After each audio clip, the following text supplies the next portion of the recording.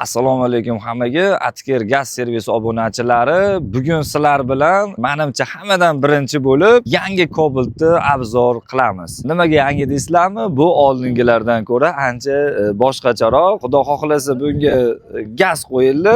Buni hozir bitta nima qo'yilgan, nima qo'shimchalari bor. Hozir sizlarni birma-bir tanishtirib o'tamiz.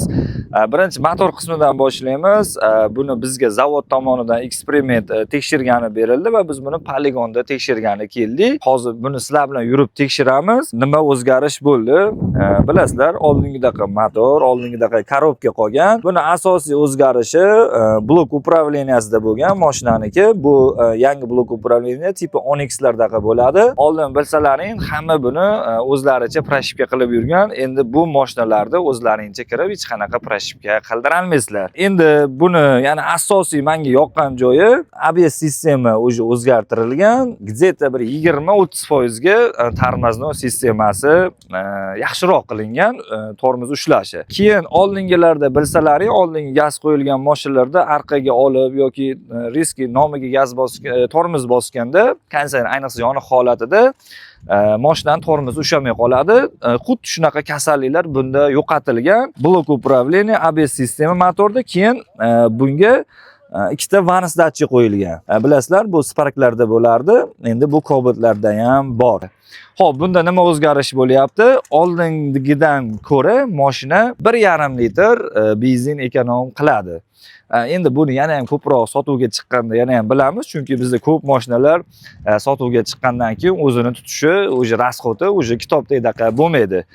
Lekin mashinani yurishi, tormoznoy sistemalari ideal qilib qo'yilgan. Hozir bunga eksperiment qilib gaz qo'ydik. Ko'rishlaring mumkin. AEB blok, Landerenza blokini qo'ydik va panda orqali proshipka qildik. Bu mashinalar endi proshipka qilinmaydi. Hech qanaqa kompyuterda misol uchun kirib turib o'zlaring proshipka qildira olmaysizlar. O'shaning uchun bunga panda qo'yildi va ikkita blok, o'sha AEB blok va Landerenzada programmalarni yurib turib nastroyka qilib oldik. Komplektatsiyamiz o'sha reduktor, injektor I+, o'sha reduktorlarning yaxshisi, zapravishniisi bu yerga qo'yildi. Bu eksperiment bo'lgani hisobiga komplektatsiyani o'zgartirish mumkin, lekin hozirda biz qo'yib tekshirgan ideal komplektatsiyamiz shu Italiya komplekti bilan bo'ldi. Endi bitta salon qismi ham menimcha qiziq bo'lsa kerak. Tashqi kuzov qismida hech qanaqa bir ortiqcha o'zgarish men sezmadim. Endi asosiy bizning ishimiz gaz bo'lgani uchun asosan motor qismiga qaradik. Xo'p, ko'rsatsangiz bo'ladi.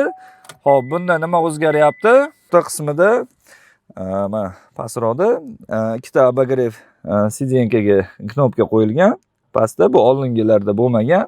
Magnitofon bu boshqa aytishlar bo'yicha boshqa pozitsiyalarida bu monitorlagan bo'lib chiqargan. Tablo o'zgaryapti, ko'rishingiz mumkin. Zoid qilamiz. Xo'p, tablo o'zi boshqacha ko'chaga chiqib qo'ydiradigan o'sha cruise control, mana va multimedia nastroykalari o'zi tayyor. Bu o'zi bilasizlar, bunaqa chiqmaydi, ko'pchilik chiqib qo'ydirib oladi. Qisqasi yana ham o'zgartirishlar kiritildi. Bunga misol uchun metan, propan xohlaganlaringizni qo'yishingiz mumkin, lekin bizda talab ko'proq metanga bo'lgani uchun, ham metanda mashinani idealni qilib yurg'izish sal muammo bo'lgani uchun bunga metan tanlov qildik.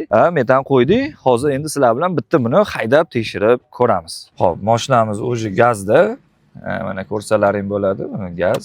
Endi hozir bu polni uстановка qilib tashlanmagan, bo'lsa benzin, gaz. Olib ketdi.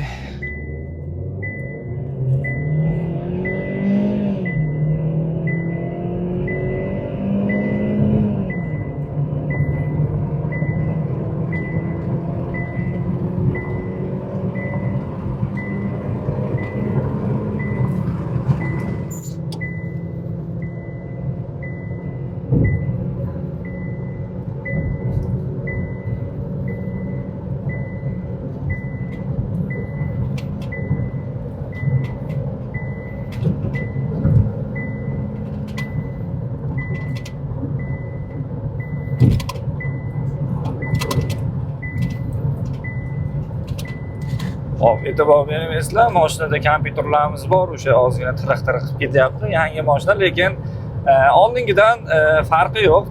Tortish-portishida ham hozir nechaga chiqdi? 160.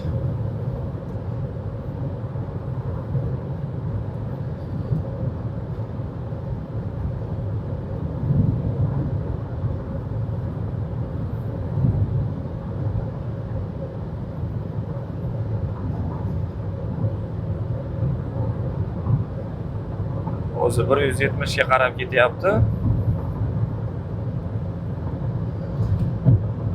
Men sezganim oldingidan farqi yo'q. O'sha Cobalt faqat rasxod kamaytirish maqsadida ozgina motorchasida plusi ABS sistema yana ham kuchliroq bo'ldi. Lekin bir tezligida oldingi Cobaltlardan farqi yo'q.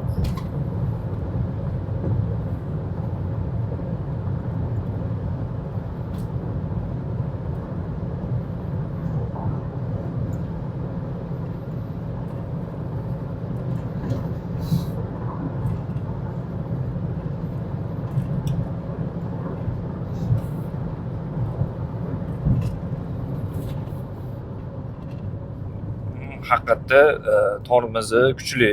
Men hozir ham mana tormozlayapman. Haqiqatda men kattaroq sezgan farqim tormozda, lekin tortishida oldingilardan farqi yo'q. Oldingi Cobaltdan. Endi e'tibor bermaysizlar, faqat ochkida obzor qilyapman, chunki quyosh chiqayotibdi, ko'z yaxshigina olyapti. Xo'p, mana yurib keldik. Yurishi yaxshi. Men o'zim aytganimdek o'sha tortishida ortiqcha rezultat sezganim yo'q. Oldin Cobalt bilan bir xil. Endi o'zgarishlarda o'sha babi ko'chada ham ko'pchilik olib chiqib turib qiladigan o'sha multimedia o'zgarishlar hamma yoq qilib qo'yilgan. Qisqasi olib chiqib faqat gazni qo'yib minadigan joyi, faqat bu yerda bo'ladigan muammo gaz qo'ydirishda e'tiborli bo'lasizlar. Ko'p joyda bunga aniq programma hali yo'q, chunki hozir biz ham buni darabotkasini to'g'risi yashirmaymiz. 4-5 kundan beri ustida ishlayapmiz. Nimaga? Yurishida ozgina muammo bo'lyapti. Xudo xohlasa oxiriga yetdi pashti. Yana buni shaharda yurib tekshiramiz. Katta tezliklarda o'zini tutishi yaxshi. Agar noto'g'ri gaz qo'yib qo'yiladigan bo'lsa, chek yonib, darrov o'zini avarinkaga tiqib qo'yadi. Buni ustida ishlandi. Qo'rqmasdan agar shunaqa Cobalt olganlar bo'lsa, bemalol bizga murojaat qilishlari ham mumkin.